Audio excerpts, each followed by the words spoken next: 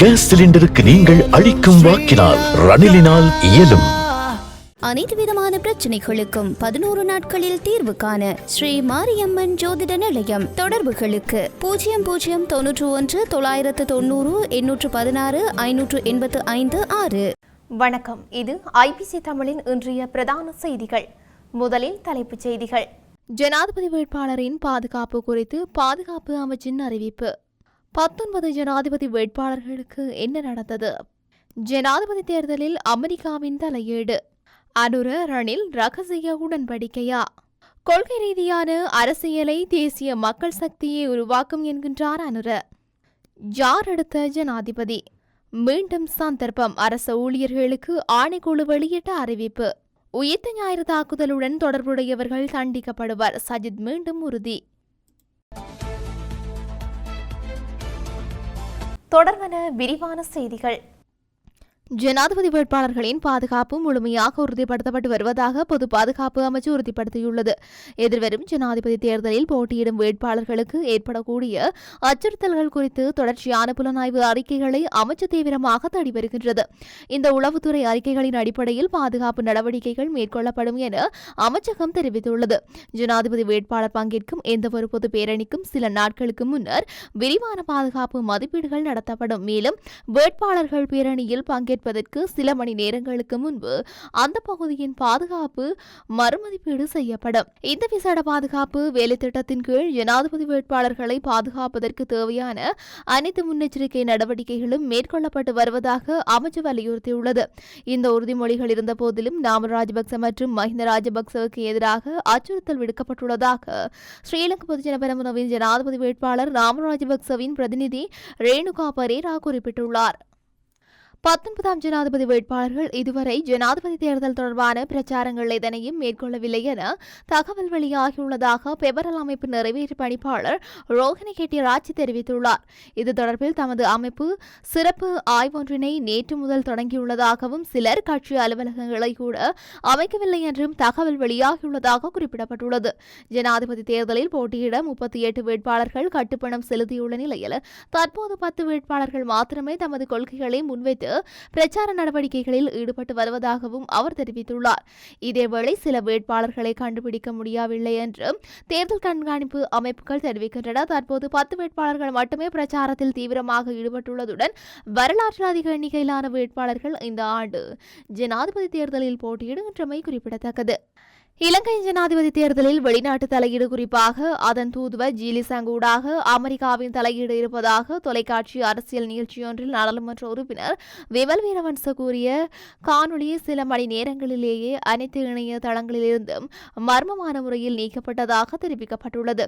இலங்கையில் ரணில் விக்ரமசிங்கவை அதிகாரத்திற்கு கொண்டு வருவதே அமெரிக்கா மற்றும் சங்கின் இலக்கு என வீரவன்ச அந்த நிகழ்ச்சியில் கூறியிருந்தார். ரணில் தோல்வியுற்றால் அடுத்த ஜனாதிபதியாக அனுரகுமார திசாநாயக்க பதவியேற்பதை உறுதிப்படுத்த அமெரிக்கா உத்தேசித்துள்ளதாக வீரவன்ச குற்றம் சுமத்தியிருந்தார். எனினும் இந்த நிகழ்ச்சி நேரலையில் ஒளிபரப்பப்பட்ட சில மணி நேரங்களுக்கு பின்னர் அந்த காணொலி அகற்றப்பட்டுள்ளது. ஜீலிசங் தேசிய மக்கள் சக்தி அலுவலகத்திற்கு பலமுறை சென்றுள்ளார். யுஎஸ்எட் நிர்வாகியான சமந்த பவர் கூட நாடாளுமன்ற உறுப்பினர் ஹர்னி அமர் சூரியவை தனது உத்தியோகபூர்வ விஜயத்தின் போது சந்தித்துள்ளதாக விமல் வீரவன்ச சுட்டிக்காட்டியுள்ளார். அண்மையில் இலங்கை வந்திருந்த இந்தியாவின் தேசிய பாதுகாப்பு ஆலோசகர் அஜித் தோவால் ஜனாதிபதி வேட்பாளர்களை சந்திப்பதில் ஆர்வமாக இருந்தார். அத்துடன் இந்தியா சென்ற அனுரகுமார் திசாநாயக்க அங்கு அதிகாரிகளையும் சந்தித்தார். இந்த நிலையில் அமெரிக்காவின் முதல் தெரிவு ரணில், அதனைத் தொடர்ந்து அனுரகுமார் என்று விமல் வீரவன்ச குறிப்பிட்டிருந்தார். இதேவேளை குறித்த அரசியல் நிகழ்ச்சி காணொலி பல்வேறு தரப்பினரின் அழுத்தம் காரணமாக நீக்கப்பட்டதாக விமல் வீரவன்ச தமது ஃபேஸ்புக் பக்கத்தில் குற்றம் சுமத்தியுள்ளார். ஜனாதிபதி ரணில் விக்ரமசிங்கவுக்கும் தேசிய மக்கள் சக்தியின் ஜனாதிபதி வேட்பாளர் அனுரகுமார் திசாநாயக்கவுக்கும் ரகசிய உடன்படிக்கை எதுவும் இல்லை என ஐக்கிய தேசிய கட்சி தெரிவித்துள்ளது. கட்சியின் உதவி தலைவர் அகிலவிராஜ் காரியவசம் இதனை தெரிவித்துள்ளார். அனுரகுமாரவின் தேசிய மக்கள் சக்தி சஜித்தின் ஐக்கிய மக்கள் சக்தியை முறியடித்து எதிர்க்கட்சியில் சக்தி வாய்ந்த சக்தியாக மாறியுள்ளது என்பதையே ரணில் விக்ரமசிங்க கூறி வருகின்றார். இது ஐக்கிய மக்கள் சக்தியின் பலவீனத்தால் ஏற்பட்டுள்ளது என்பதையே அவர் வலியுறுத்தி வருவதோடு அனுரகுமார் திசாநாயக்கவுக்கு ஆதரவளிக்கும் செயல்பாடு இது அல்ல என்று அகிலவிராஜ் குறிப்பிட்டுள்ளார். இதேவேளை எதிர்க்கட்சிகளுக்குள்ளும் பிளவுகள் உள்ளதாக அகிலவிராஜ் தெரிவித்துள்ளார். நாட்டில் கொள்கை ரீதியான அரசியலை உருவாக்குவது தேசிய மக்கள் சக்தி மாத்திரமே என அந்த கட்சியின் ஜனாதிபதி வேட்பாளர் அனுரகுமார் திசநாயக்க தெரிவித்துள்ளார். ரணில் விக்ரமசிங்க, சஜித் பிரேமதாச ஆகியோருக்கு இன்று அரசியல் மேடைகளில் செல்வதற்கு அரசியல் விடயங்கள் இல்லை. ரணில் விக்ரமசிங்க நான் அவரது நண்பன் என்று கூறுகின்றார். அவருக்கு நண்பர்கள் உள்ளனர், எனக்கு நண்பர்கள் இல்லை. தேசிய மக்கள் சக்தி வெற்றி பெறப் போவதை அவர் அறிவார். அதன் காரணமாகவே நண்பர் என கூறுகின்றார். அரசாங்கம் இந்த நாட்டில் செய்த அனைத்து மோசமான செயல்களை நிறுத்தி தேசிய மக்கள் சக்தி அரசாங்கத்தை அமைக்கும் இந்த அரசாங்கங்கள் நாட்டின் வளங்களை அபகரிக்க ஒன்றிணையும் கும்பல்கள். மொட்டு கட்சி இந்த நாட்டில் பாரிய சரிவை ஏற்படுத்தியது. மொட்டு கட்சி உறுப்பினர் இப்போது எங்குள்ளனர்? அனைவரும் சஜித்துடன் இணைந்திருக்கின்றார்கள். என்ன கேவலமான அரசியல் இது என கேள்வி எழுப்பியிருக்கின்றார். அமெரிக்க ஜனாதிபதி தேர்தலில் கமலா ஹாரிஸ் வெற்றி பெறுவார் என்று பேராசிரியர் லைட்மன் தெரிவித்துள்ளார். ஒவ்வொரு 4 ஆண்டுகளுக்கும் அவர் கணிப்பார். தேர்தலுக்கான முடிவுகளை கணிப்பார். 1984 ஆண்டிலிருந்து ஒரே ஒரு தேர்தலை தவிர மற்ற அனைத்து தேர்தல்களிலும் அவரது கணிப்பு தவறியதில்லை. பேராசிரியர் லைட்மன் கருத்து கணிப்புகளில் கவனம் செலுத்துவதில்லை. தற்போதைய ஜனாதிபதி தேர்தல் நிர்வாகத்திற்கு பொருந்தும் உண்மை பொய்க் கோட்பாடுகளின் அடிப்படையில் அவரின் கணிப்புகள் இடம்பெறுகின்றன. இந்த நிலையில் அவர் ஏபியிடம் அவர் கூறியதாவது, எதிர்வரும் ஜனாதிபதி தேர்தலில் கமலா ஹாரிஸ் வெற்றி பெறுவார். அதற்கான வாய்ப்புகளே அதிகமாக உருவாகும் என கூறியுள்ளார்.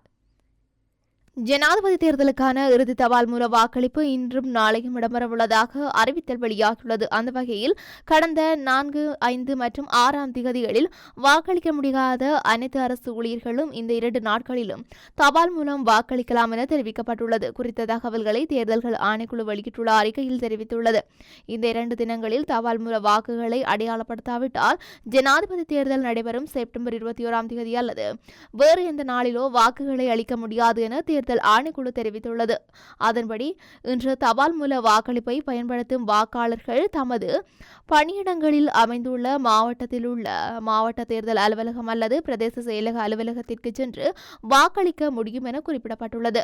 இதேவேளை கடந்த 24 மணித்தியாலங்களுக்குள் தேர்தல் சட்ட நடவடிக்கைகளை மீறி செயல்பட்டமை தொடர்பாக 182 முறைப்பாடுகள் கிடைக்கப்பெற்றுள்ளதாக தேர்தல் ஆணைக்குழு அறிக்கையில் வெளியிட்டுள்ளது. இதேவேளை 2024 7/31ஆம் தேதி தொடக்கம் 9ஆம் மாதம் 9ஆம் தேதி வரையிலும் கிடைக்கப்பெற்றுள்ள மொத்த முறைப்பாடுகளின் எண்ணிக்கை 3223 என ஆணைக்குழு மேலும் குறிப்பிட்டுள்ளது.